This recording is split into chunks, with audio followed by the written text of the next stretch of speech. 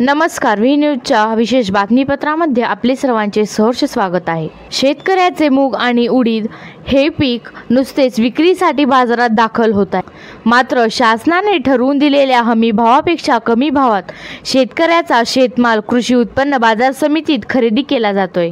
त्यामुळे शेतकऱ्याचे मोठे नुकसान होत असून शेतकऱ्याच्या मालाला योग्य भाव मिळावा यासाठी क्रांतिकारी शेतकरी संघटनेच्या वतीने औसा येथील कृषी उत्पन्न बाजार समितीत निवेदन देण्यात आले होते। मात्र त्यानंतर देखील आज हमी भावापेक्षा कमी भावात शेतमालाचा सौदा निघत असल्याने क्रांतिकारी शेतकरी संघटनेच्या वतीने औसा येथील कृषी उत्पन्न बाजार समितीचा सौदा बंद पाडून आंदोलन करण्यात आले।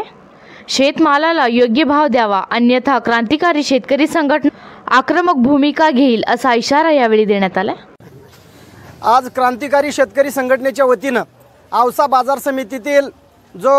होऊ घातलेला सौदा होता तो सौदा बंद केलेला आहे। सौदा बंद करायचं कारण असं आहे की गेल्या अनेक दिवसापासून बाजारामध्ये मुगीची आणि उडदाची आवक झालेली आहे आणि हे आवक माल डॅमेज अशा थातूरमातूर कारणानं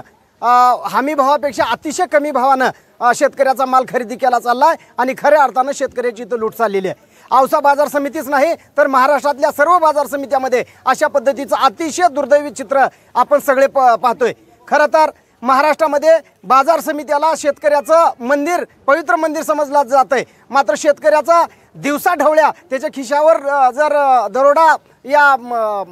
माध्यमातून होऊ घातला असेल तर क्रांतिकारी शेतकरी संघटना येणाऱ्या काळात स्वस्थ बसणार नाही आणि सरकारनं हे जी फरकाची रक्कम आहे किंवा भावांतर रक्कम आहे ती शेतकऱ्याला तातडीनं दिली पाहिजे अशा पद्धतीचा इशारा या ठिकाणी देतोय। मला सांगायचा उद्देश एवढाच आहे की औसा उत्पन्न बाजार समितीचे जे इथले सर्व आहेत ते राज्याचे अतिशय महत्त्वाचं नेतृत्व आहे, जे की केंद्राच्या सोयाबीनच्या परिषदेवर सदस्य आहेत आणि पाशा पटेल सारखा जे एक व्यक्तिमत्व आहे ते सुद्धा मूल्य आयोगावर अध्यक्ष आहेत। तर यांना लवकरात लवकर त्यांच्या कानापर्यंत आवाज जातो आणि म्हणून आजच औसा मार्केट कमिटी बंद करण्यात आली आणि येणाऱ्या काळामध्ये महाराष्ट्रातल्या सर्व मार्केट कमिट्या क्रांतिकारी शेतकरी संघटना बंद करणार आहे आणि शेतकऱ्याचा जो हमी भाव आहे त्या हमी भावापेक्षा कमी भाव येता कामा नये अशा पद्धतीचा इशारा आपल्या माध्यमातून सरकारला देणार आहे आणि सरकारला पुढे हे सांगणार आहे की तातडीनं आपण जे आधारभूत किमतीचे जे हमी भाव केंद्र आहेत ते त्वरित चालू करा आणि शेतकऱ्याला त्याच्या घामाला दाम द्या अशा पद्धतीचा इशारा या ठिकाणी रविकांत तुपकरांच्या नेतृत्वाखाली येणाऱ्या काळात महाराष्ट्रभर हा आगडोंब आम्ही पेटवणार आहोत। आपल्या देशाचे पंतप्रधान नरेंद्र मोदी साहेब त्यांना फक्त मतदानाच्या टायमाला शेतकऱ्याची आठवण येते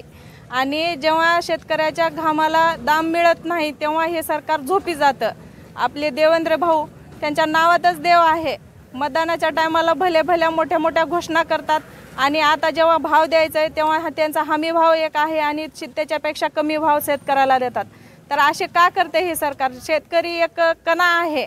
आपल्या भारताचा, शेती ही आपली मुख्य व्यवसाय आहे, तरी सरकार ह्या नजरेनं का पाहत नाही, मुख्य भूमिका का घेत नाही आणि का शेतकऱ्याच्या भावाला त्यांनी देत नाही चांगला भाव?